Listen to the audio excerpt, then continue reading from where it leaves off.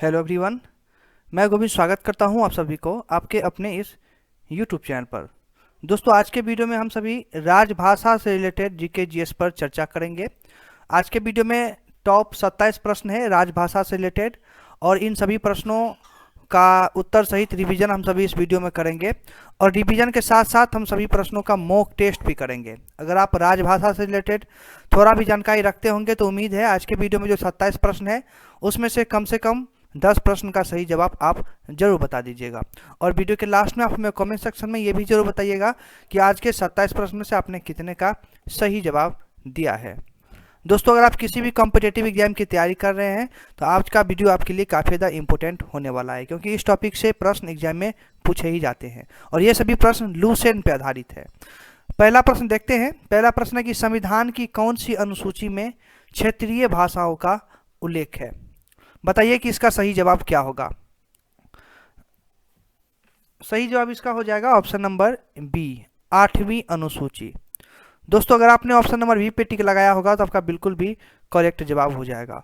और अगर आपको इसकी जानकारी नहीं थी कि संविधान की कौन सी अनुसूची में क्षेत्रीय भाषा का उल्लेख है, तो आपने इसकी भी जानकारी इस प्रश्न से जानकारी आपको मिल गई होगी।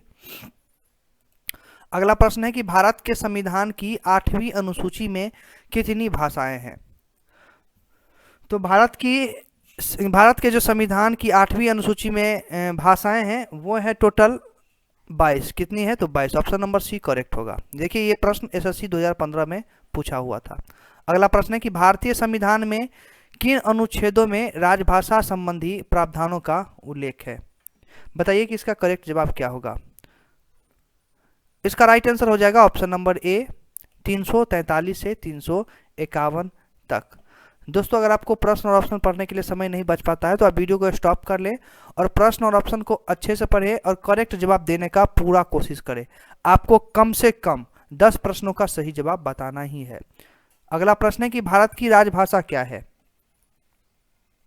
तो भारत की जो राजभाषा है वो सबको मालूम है कि हिंदी है। ऑप्शन नंबर ए करेक्ट होगा। अगला प्रश्न है कि भारत संघ की आधिकारिक भाषा के रूप में संविधान द्वारा किसे मान्यता प्राप्त है। प्रश्न और ऑप्शन को अच्छे से पढ़िए और करेक्ट जवाब जरूर बताइए। ये देखिए, ये प्रश्न आरआरबी 2006 में पूछा गया था। राइट आंसर हो जाएगा दोस्तों ऑप्शन नंबर बी, राइट हो जाएगा हिंदी। अगला प्रश्न है कि संविधान के किस अनुच्छेद के अंतर्गत हिंदी को राजभाषा के रूप में दर्जा प्रदान किया गया है। इसका करेक्ट जवाब आप जरूर बताइए क्या होगा। राइट आंसर हो जाएगा ऑप्शन नंबर सी, अनुच्छेद 343। अगला है कि हिंदी देश की राष्ट्रभाषा है, लेकिन याद प्रश्न को अच्छे से देखिएगा। कह रहा कि हिंदी देश की राष्ट्रभाषा है लेकिन शासकीय प्रयोजनों के लिए अंग्रेजी भाषा को प्रयोग को कब तक करने की अनुमति प्रदान की गई है। इसका सही जवाब आप बताइए क्या होगा। इसका राइट आंसर हो जाएगा दोस्तों ऑप्शन नंबर डी, राइट होगा, अनिश्चित काल के लिए। अगला प्रश्न है कि किसी भाषा को किसी राज्य की राजभाषा के रूप में अंगीकार करने का अधिकार किसे है। तो इस प्रश्न का सही जवाब ऑप्शन नंबर सी हो जाएगा, राज्य विधानमंडल। किसी भाषा को किसी राज्य की राजभाषा के रूप में जो अंगीकार करने का अधिकार है वो किसे है, तो राज्य विधानमंडल को। अगला प्रश्न देखते हैं। प्रश्न की संविधान की 8वीं अनुसूची में सम्मिलित भाषाओं में निम्नांकित में से कौन सी भाषा बोलने वाले सर्वाधिक है। इसका सही जवाब ऑप्शन नंबर ए हो जाएगा, बांग्ला। ये प्रश्न देखिए यूपीपीसीएस 1998 में पूछा गया था। अगला प्रश्न है कि संविधान की 8वीं अनुसूची में सूचीबद्ध निम्नोक्त में से कौन सी एक किसी राज्य की राजभाषा है। प्रश्न को अच्छे से पढ़िए, करेक्ट जवाब देने का पूरा कोशिश कीजिए। इसका right answer option number B हो जाएगा, उर्दू। अगला प्रश्न है कि निम्नलिखित में से किस राज्य केंद्र शासित प्रदेश ने उर्दू को राज्य कार्य की भाषा के रूप में अंगीकार किया है। इसका सही जवाब हो जाएगा option number B, Jammu Kashmir. अगला प्रश्न है कि निम्नलिखित में कौन सी भाषा संविधान की 8वीं अनुसूची में नहीं है। इसका राइट आंसर हो जाएगा दोस्तों 12 का ऑप्शन नंबर डी, राइट हो जाएगा, भोजपुरी। ये देखिए एमपीपीएससी 2004 में ये प्रश्न पूछा गया था। अगला प्रश्न है डोगरी भाषा किस राज्य केंद्र शासित प्रदेश में बोली जाती है? डोगरी भाषा जो है वो किस राज्य केंद्र शासित प्रदेश में बोली जाती है?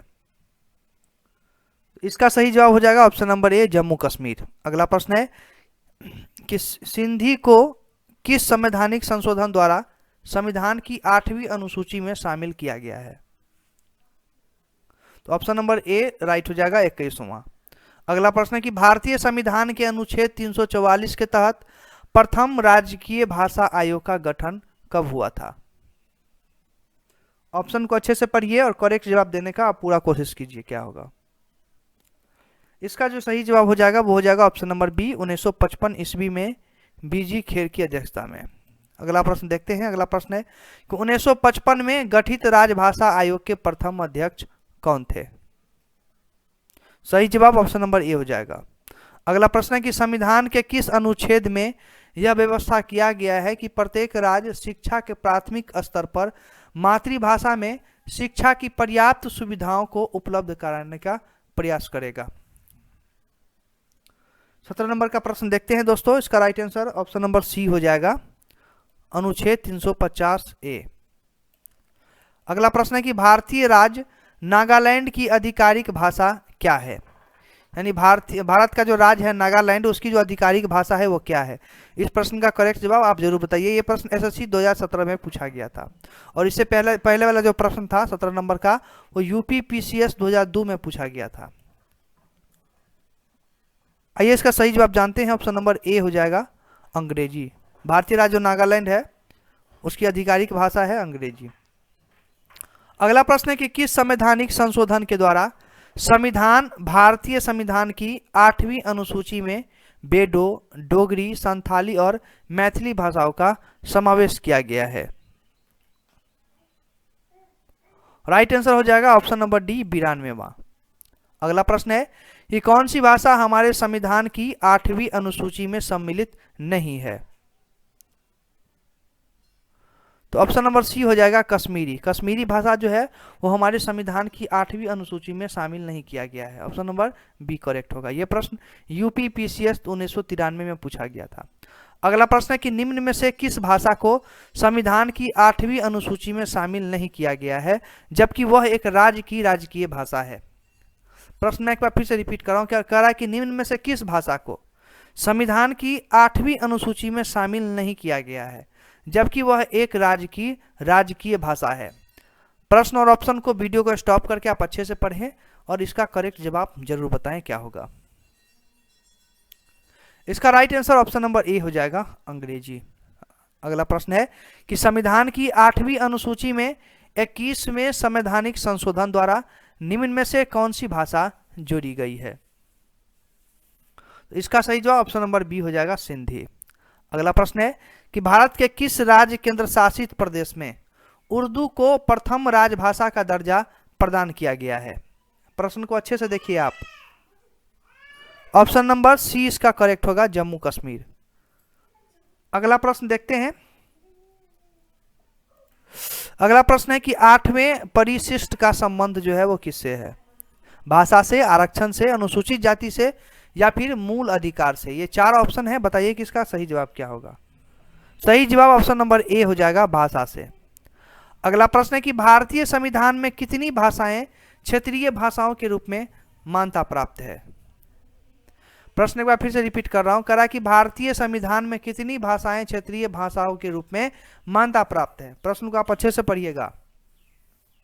राइट आंसर इसका डी हो जाएगा, 22। अगला प्रश्न है कि भारतीय संविधान के 8वीं अनुसूची में कौन सी भाषा वर्ष 2003 में जोड़ी गई? इस प्रश्न का सही जवाब हो जाएगा ऑप्शन नंबर डी, संथाली। अगला प्रश्न है, माफ कीजिएगा, आज के वीडियो का आखिरी प्रश्न है कि निम्न में से कौन सी भाषा भारतीय संविधान की 8वीं अनुसूची में उल्लेखित नहीं है? तो इस प्रश्न का सही जवाब ऑप्शन नंबर सी हो जाएगा, अंग्रेजी। अंग्रेजी जो भाषा है वो भारतीय संविधान की 8वीं अनुसूचित में उल्लेखित नहीं है। यह प्रश्न एसएससी 2013 में पूछा गया था। तो दोस्तों आज के वीडियो में राजभाषा से रिलेटेड 27 प्रश्न इस वीडियो में दिए गए थे और ये सभी प्रश्न लूसेंट पे आधारित था। अगर आपने इससे रिलेटेड प्रश्न को पहले कभी पढ़ा होगा तो उम्मीद है आज के वीडियो में जो 27 प्रश्न है उसमें से कम 10 प्रश्न का सही जवाब आप जरूर बता दिए होंगे। और अभी आप हमें कमेंट सेक्शन में बताइए कि आपने कितने प्रश्नों का सही जवाब दिया। आप ईमानदारी से जरूर बताइए। और इसी तरह के मॉक टेस्ट और रिवीजन के लिए आप लक्ष्य पॉसिबल चैनल को सब्सक्राइब जरूर कीजिए। तो आज के लिए बस इतना ही, फिर मिलेंगे नेक्स्ट वीडियो में। तब तक के लिए मैं गोविंद आप सभी से इजाज़त चाहता हूँ। वीडियो को देखने के लिए धन्यवाद।